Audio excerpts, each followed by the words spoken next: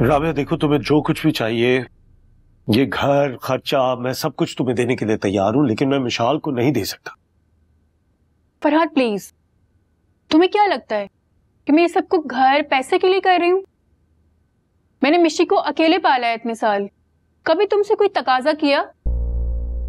हाँ, तो मैं तुम्हें राबिया यही समझाना चाह रहा हूँ कि हमारी बच्ची को माँ और बाप दोनों के प्यार की जरूरत है। हमारी बच्ची? ये तुम्हें अब याद आ रहा है जब मैं फैसला कर चुकी हूँ?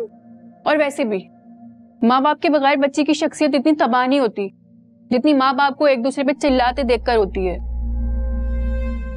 राबिया देखो, मिशाल अभी छोटी है ना, कल वो जवान होगी और जो कुछ भी हो सगे बाप से बढ़कर तो कोई भी नहीं होता ना। मैं नहीं चाहता कि उसके ऊपर किसी की भी बुरी नजर। प्लीज इससे आगे एक लफ्ज मत कहना।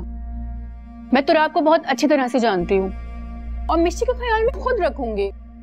तुमसे ज्यादा फिक्र है मुझे उसकी। हाँ, तो मेरी बात को समझने की कोशिश क्यों नहीं कर रही तुम?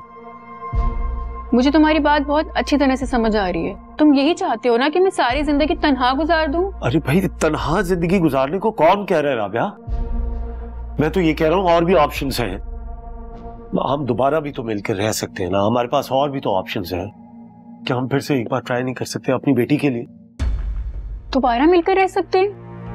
कैसे रह सकते हैं? तुम सब कुछ जानते हो कि हमारी डाइवोर्स हो चुकी है। कैसी बहकी बहकी बातें कर रहे हो? मैं जानता हूँ हमारी डिवोर्स हो चुकी है, लेकिन हमारे पास और भी तो रास्ते हैं ना। कैसे रास्ते? मेरा मतलब जैसे लाला। तुम होश में तो हो? देखो, जिससे भी शादी करनी है राबिया, तुम शादी कर लो। शादी के बाद तुम मुझसे डिवोर्स ले लेना ताकि मैं और तुम बाद में आराम से रह सके। तुम्हें शर्म आनी चाहिए इस तरह की बात करते हुए। तुम वही हो ना जिससे मेरे जॉब करने से सिर्फ इसलिए एतराज था कि वहां नामहरम मर्द होते थे, और आज तुम्हें ये हलाले जैसी चीज पे कोई एतराज नहीं है।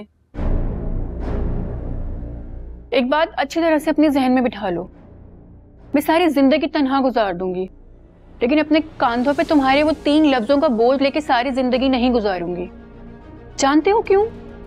क्योंकि तुम इस काबिल ही नहीं हो।